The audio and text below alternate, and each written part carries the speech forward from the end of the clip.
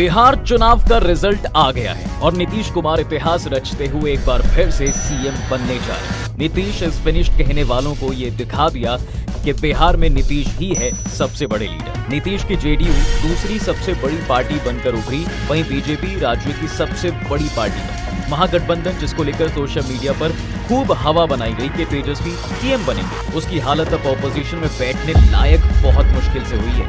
उनकी party RJD 25 सीटों के साथ तीसरे नंबर की पार्टी बन गई और साहब ऐसा रिजल्ट आने के साथ ही जिसकी चर्चा सबसे तेज हो रही है वो सवाल है, क्या बीजेपी अपना चीफ मिनिस्टर बनाएगी या नीतीश कुमार ही रहेंगे। इसके अलावा जो बड़ा सवाल है कि क्या चीफ मिनिस्टर नहीं बनाने पर फिर से पलटी मार सकते हैं नीतीश। क्या कहते हैं समीकरण, जानेंगे इन सभी सवालों के जवाब आज के इस वीडियो। दोस्तों, बिहार चुनाव का रिजल्ट आते ही ये तो क्लियर हो गया कि एनडीए की बिग मेजॉरिटी से सरकार बन रही है, जहां बीजेपी 89 सीटों के साथ सबसे बड़ी पार्टी बनकर सामने आई। वहीं नीतीश 85 सीटों के साथ दूसरे नंबर की पार्टी रही। वहीं महागठबंधन से आरजेडी सबसे ज्यादा सीट पर जीत दर्ज करती है। अब सबसे बड़ा सवाल है कि क्या बीजेपी नीतीश कुमार को चीफ मिनिस्टर नहीं बनाएगी या बीजेपी के पास मजबूरी है नीतीश को चीफ मिनिस्टर बनाना।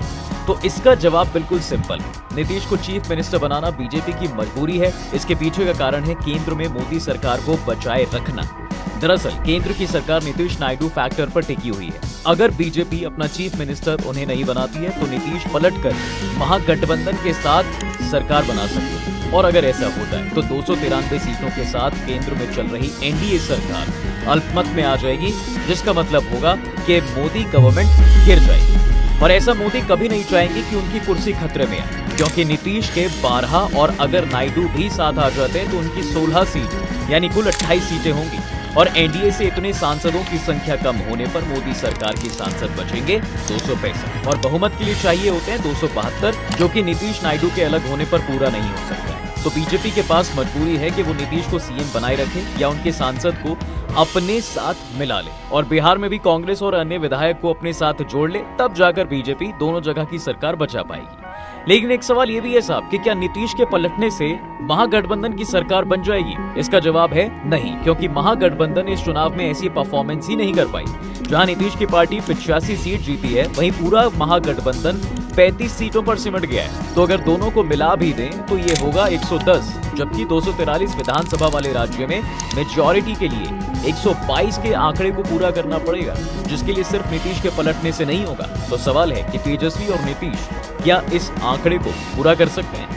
इसका जवाब है हाँ, बिल्कुल पूरा कर सकते हैं, लेकिन इसके लिए बाकी पार्टियों के समर्थन भी जुटाने पड़ेंगे, जैसे उपेंद्र कुशवाहा की पार्टी और जीतन मांझी की पार्टी। अगर इनके विधायक समर्थन दे देते हैं तो सरकार बन जाएगी, लेकिन काफी थिन मार्जिन है। इस गैप को बढ़ाने के लिए ये लोग असदुद्दीन ओवैसी के विधायक का भी समर्थन ले सकते हैं, लेकिन इन सब काम को करने में दिक्कत है कि ओवैसी के विधायक तो आ जाएंगे, लेकिन मांझी और कुशवाहा का पलटना थोड़ा डिफिकल्ट है, क्योंकि इन लोगों को बीजेपी ने सेंटर में केंद्रीय मंत्री बना रखा है। तो ये भी पलट सकते हैं जब केंद्र से मोदी सरकार गिरे, जो कि दूर की कौड़ी लगती है लेकिन इम्पॉसिबल नहीं। अब सवाल है साहब कि महागठबंधन कहां गलती कर गया इस पूरे चुनाव में। आइए इसको आपको समझाते हैं। दरअसल महागठबंधन ने चुनाव जीतने से पहले ही अपनी हार लिख दी थी, जब इनके नेताओं के बीच सीट शेयरिंग को लेकर मतभेद शुरू हो गए और ये इतना लंबा चला कि नॉमिनेशन के लास्ट दिन तक सीट डिसाइड ही नहीं हो पाई थी कि कौन सी पार्टी किस जगह से और कितनी सीटों पर चुनाव लड़ेगी।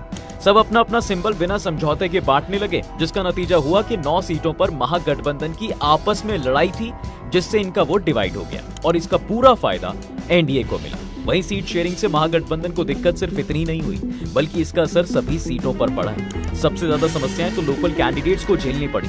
ना तो उन्हें प्रचार करने का प्रॉपर समय मिला और ना ही स्ट्रेटेजी बनाने का मौका। अब इतना ही नहीं, महागठबंधन के वादे पर भी लोगों को भरोसा नहीं हुआ, जैसे हर घर में एक सरकारी नौकरी, 200 यूनिट फ्री बिजली, महिलाओं को 30,000 रुपए देना। ये सब असंभव सा था, क्योंकि इसको पूरा करने के लिए बिहार का पूरा बजट लगा देते तब भी नहीं हो पाता। और बाकी की जो संभावनाएं तेजस्वी के लिए बन भी रही थी, उसे नीतीश कुमार ने महिला रोजगार योजना, महिलाओं पेंशन, 125 यूनिट फ्री बिजली देकर खत्म कर दी। और इससे भी बड़ी चीज नीतीश कुमार ने जो की थी वो था महिलाओं को 10,000 रुपए डायरेक्ट ट्रांसफर करना। इसके अलावा नीतीश मोदी का कॉम्बिनेशन तो था ही, लेकिन कुशवाहा और चिराग के आने से एनडीए का वोट बैंक और स्ट्रांग हो गया, जिसको काउंटर तेजस्वी कर ही नहीं पाए। अब इस चुनाव में भी सबसे ज्यादा कमजोर पार्टनर कांग्रेस, सीपीआई और माले की रही है, लेकिन सबसे ज्यादा शॉकिंग तो मुकेश साहनी का परफॉर्मेंस रहा। खुद को उप मुख्यमंत्री कैंडिडेट डिक्लेयर तो करवा दिया, लेकिन एक भी सीट जीत ही नहीं पाए। वैसे तो सीटों के मामले में आरजेडी का बहुत ही खराब परफॉर्मेंस रहा, इतना कि बहुत मुश्किल से तेजस्वी लीडर ऑफ ऑपोजिशन बन पाएंगे, लेकिन वोट शेयर के मामले में 23% के साथ सबसे बड़ी पार्टी रही, तो बीजेपी 20.8% के साथ दूसरी। वहीं अलायंस वाइज आगे की न्यूज के लिए वीडियो को लाइक कीजिए और चैनल को सब्सक्राइब कीजिए।